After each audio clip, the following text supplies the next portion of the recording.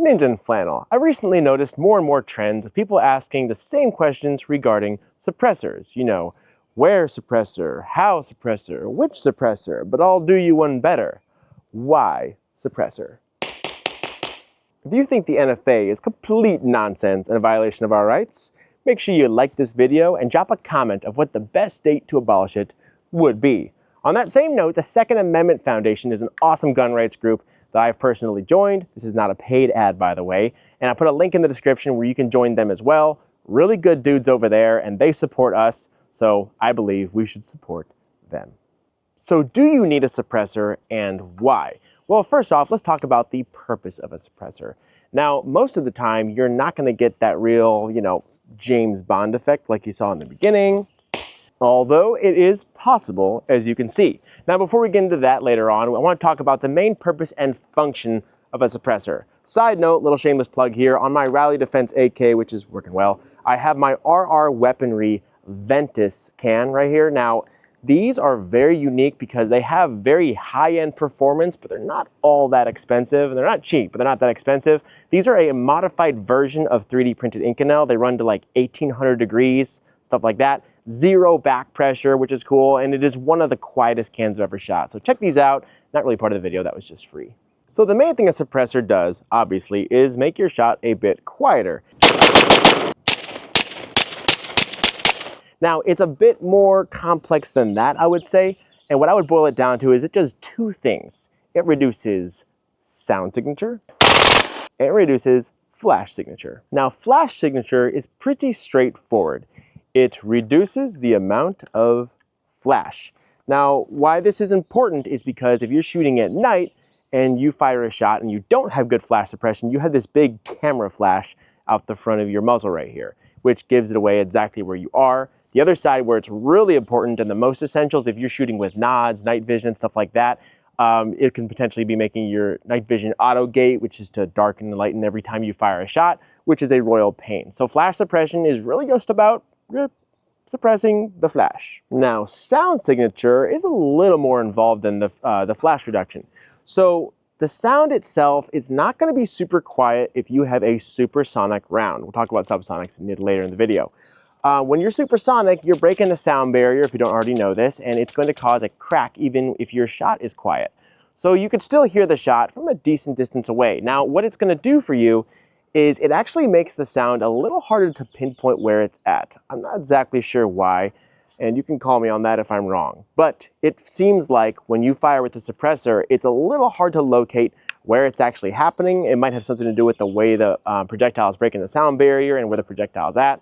Not really sure, but it's really hard to locate where it's coming from, in my opinion.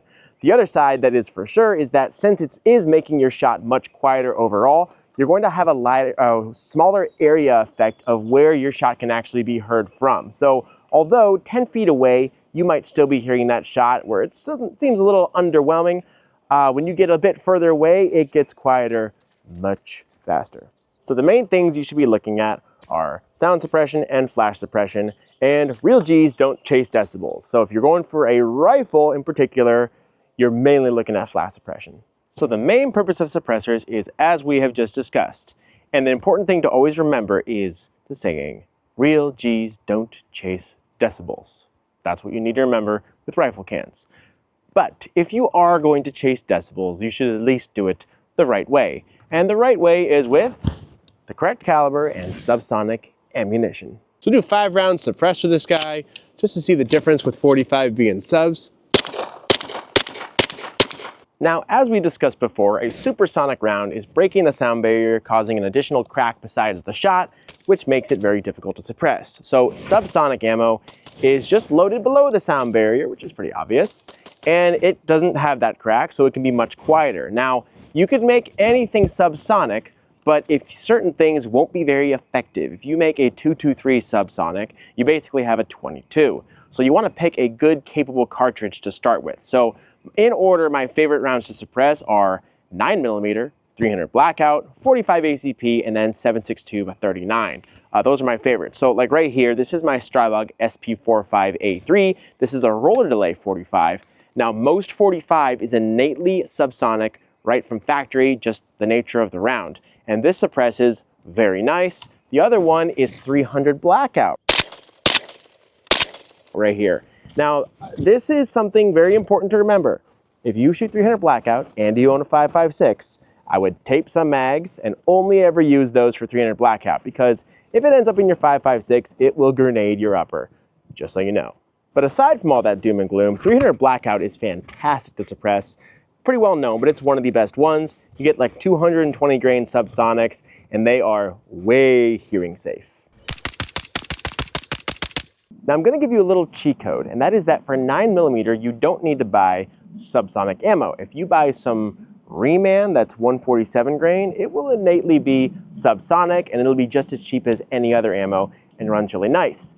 Moving on to 300 blackout, like I said before, 220 grain subsonics are great.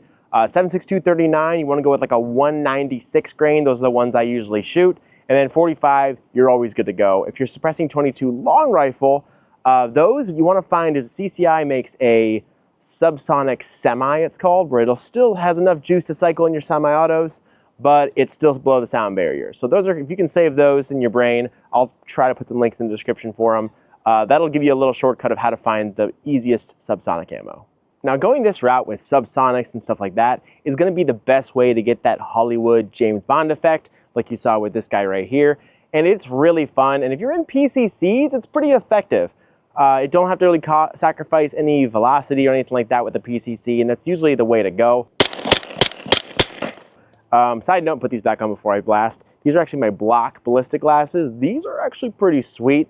I'll have a link in the description where you can find these guys. They also have a sealing gasket if you're an airsofter, so keep that in mind. I love these so far. But yeah, here's that 007 effect that we all know. Did I rack it? Yeah, we all know and love. Now back to the original question that we posed for this video. Do you need a suppressor, and why? Well, we talked about the why, but still, do you need one? Well, here's how I would put it. If your budget's a little bit tighter, which a lot of us do have tight budgets, if your budget's a little bit tighter and you don't plan to shoot night vision or anything like that, and you're gonna have to sacrifice other gear to get one, don't get a suppressor. Get a flash hider on your rifle, put that stuff into more essential gear, good optics, a sidearm, stuff like that. If you can afford it, then by all means, get yourself a can. It shoots much smoother. It makes the whole overall shooting experience way better. And in some cases, it improves accuracy. Don't quote me on that, but I have experienced that.